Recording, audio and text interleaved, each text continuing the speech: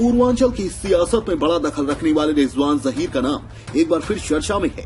वो भले ही जेल में हों, लेकिन उनके नाम पर तुलसीपुर विधानसभा सीट के समीकरण बनते और बिगड़ते नजर आ रहे हैं। रिजवान जहीर ने अपना पहला चुनाव 1989 में निर्दलीय प्रत्याशी के तौर पर जीता था।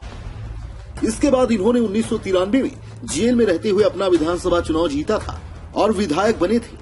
रिजवान जहीर और उनकी बेटी जेबा सहित दामाद रमीज नेमत खान, पूर्व नगर पंचायत अध्यक्ष फिरोज खान पप्पू की हत्या के मामले में जेल में निरुद्ध हैं।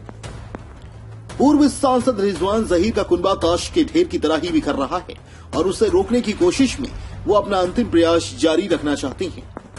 शायद यही एक कारण है कि रिजवान जहीर ने समाजवादी पार्टी को एक बार फिर बगावती तेवर दिखाते हुए निर्दल का रास्ता चुना है।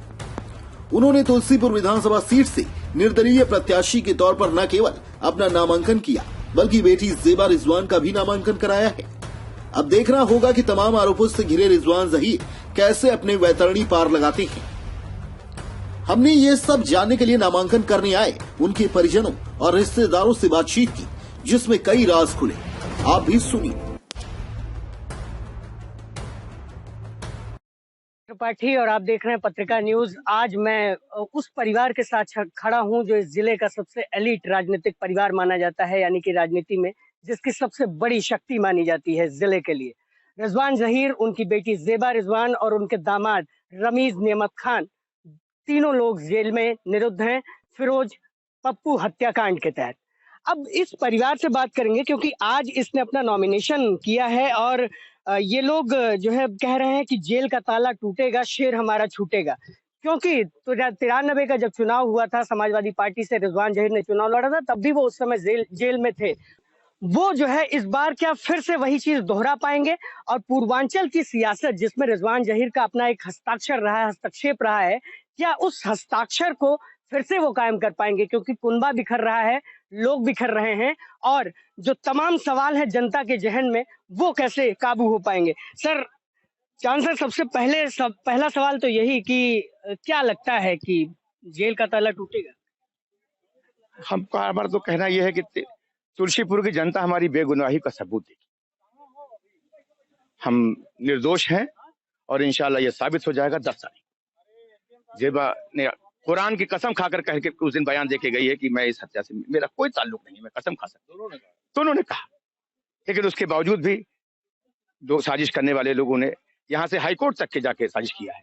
यहाँ जमानत में एप्लीकेशन में भी खड़े हुए हैं, हाईकोर्ट में भी खड़े हैं। कोई बात नहीं, ठीक है, न्याय हमको मिलेगा, हमें पूरा विश्वास है। नामांकन दाखिल किया है, सुनने में आ रहा है रिजवान जहीर साहब ने खुद नामांकन दाखिल किया है और जेबा ने तो किया ही किया है। क्योंकि जेबा ने पिछले 5 साल क्षेत्र के लिए मेहनत किया है और वो लड़ती रही है लोगों के लिए और तमाम चीजें करती रही। आपको क्या लगता है कि ये चुनाव कितना आसान होगा? क्योंकि जेल से रह के चुनाव लड़ना और वो अब 90 के दशक वाली राजनीति नहीं रही। अब लोग अपने उम्मीदवार को सोशल मीडिया पे देखते हैं, लाइव सुनते हैं और ये तो कोविड प्रिकॉशन का दौर है, तो जो है तमाम चीजें ऐसे हो रही हैं। तो क्या लगता है कि चुनाव में कितना इंटरफेरेंस हो पाएगा, कितने आगे बढ़ पाएंगे आप? 5 साल क्षेत्र में थे, इसलिए मेरा ये मटेरियल नहीं है कि मैं क्षेत्र में इस वक्त नहीं हूँ। मैंने जेबा ने 5 साल मेहनत किया था, 5 साल क्षेत्र में चली थी। पूरी तुलसीपुर की जनता के जबान पे सिर्फ जेबा और सिर्फ जेबा है। मेरे साथ जो है मसूद खान साहब थे, वो जो है मैं उनसे बात कर रहा था, तो मैंने उनसे कहा कि जो है आप ये बताइए कि आप किसे अपना प्रतिद्वंदी मानते हैं? क्या आप जो है रिजवान जहीर को प्रतिद्वंदी मानते हैं अपना, या जो है आप इनको प्रतिद्वंदी मानते हैं, भारतीय जनता पार्टी की जो उम्मीदवार कैलाशना शुक्ला है? तो उन्होंने एक लाइन कही, वो बड़ी क्लीशी लाइन थी। उन्होंने कहा कि रिजवान जहीर का नाम मैं अपने जबान से नहीं लेना चाहता। और ये रिजवान जहीर साहब भी जो है खुद मंच से खड़े होकर ये कहते थे कि ये मेरा कुनबा है और मेरा बनाया हुआ सारी कुछ। तो ये कैसे कुनबा पूरा बिखर गया, कैसे ताश के पत्तों की तरह? ये राजनीतिक स्वार्थ की वजह से हुआ है।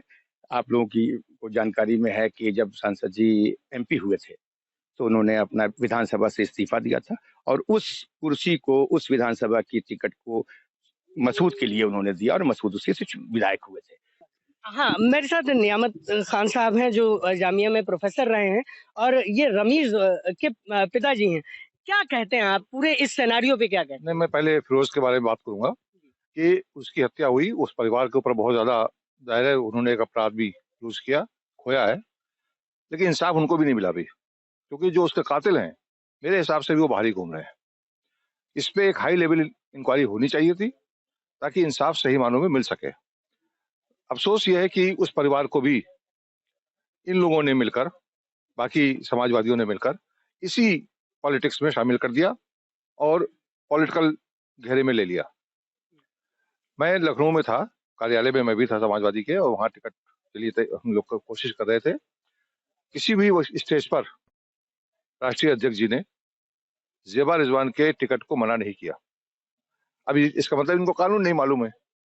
नॉमिनेशन में तो कोई कैविएट नहीं हो सकता, मुझे नहीं होता। हमने अपने वकील को दिया वो कैविएट, उन्होंने कहा ये तो मजाक का केस है, इसमें तो कोई वैल्यू ही नहीं है इसकी। भाई आप, सरकार ने, कॉन्स्टिट्यूशन ने हमें राइट दिया है कि हम जेल में, जब तक हमारे पास हम दोषी नहीं साबित होते हैं, हमें कोई भी डेमोक्रेटिक राइट नहीं रुकता है। और हम ही नहीं, बहुत से लोग रह रहे हैं, और समाजवादी पार्टी ने बहुत से लोगों को टिकट दिए हैं और उम्मीदवार बनाया है जो जेल में है इस वक्त भी।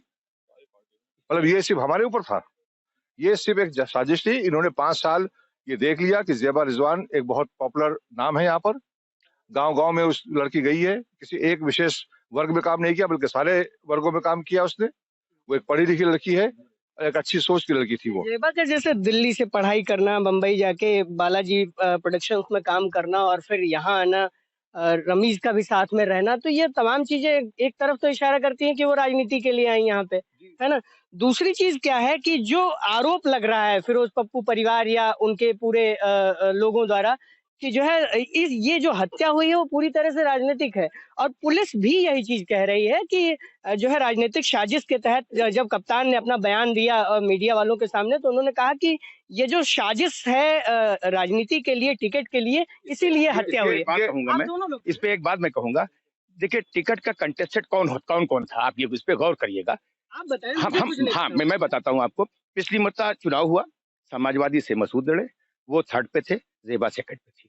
ठीक, हमने समाजवादी ज्वाइन किया, जाहिर सी बात है मैं रनर था, मेरा क्लेम 1st था। उसके बाद राजेश्वर मिश्रा मांग रहे थे टिकट, मसूद मांग रहे थे, ये डॉक्टर भानु, 7 लोग मांग रहे थे, टीटू मांग रहे थे। ये देखिए वो शफीक प्रमुख मांग रहे थे, 2 बार प्रमुख रह चुके हैं, जिला पंचायत सदस्य 3 बार रह चुके हैं। उनका क्षेत्र 50 हजार पे होता है। आप ये सीधे तौर पे ये कह रहे हैं कि राजनीति के लिए ये चीजें नहीं की गई और उस तरफ से राजनीति की जा रही है। की गई हमको चुनाव से दूर रखने, क्योंकि मैं रनर थी और कांग्रेस पार्टी से लड़ी थी ज़ेबा, 48,000 वोट पाई थी। राजनीति हत्या के बाद हुई, राजनीति हत्या के बाद शुरू हुई। एक मौका मिला उन लोगों को कि किसी तरीके से इस परिवार को अब मौका है कि इसको सीन से बाहर कर दो।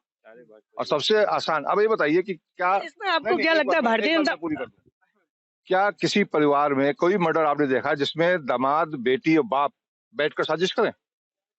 क्या कोई आपने ऐसा प्रोग्राम देखा है जहां न्यू ईयर पर ये तीनों बैठे हुए पब्लिकली ये बात कर रहे हो? ऐसे साक्ष्य दिए गए हैं। ये एक सवाल ये भी है, आप दोनों लोगों से है मेरा ये सवाल कि जो है अभी तो दीपांकर सिंह भी मैदान में है, तो कितनी लड़ाई आसान लग रही है आप लोगों को? उससे हमें कोई वो नहीं होगा। जिस गांव के वो है उसी गांव का हम भी, तो वो देख लिया जाएगा, उसमें मुझे कोई ऐसा वो नहीं है। आप क्या कहेंगे? किस पे क्या? दीपांकर सिंह भी मैदान में? नहीं, कोई मतलब नहीं उनका, हमारी लड़ाई भी सीधे बीजेपी से है।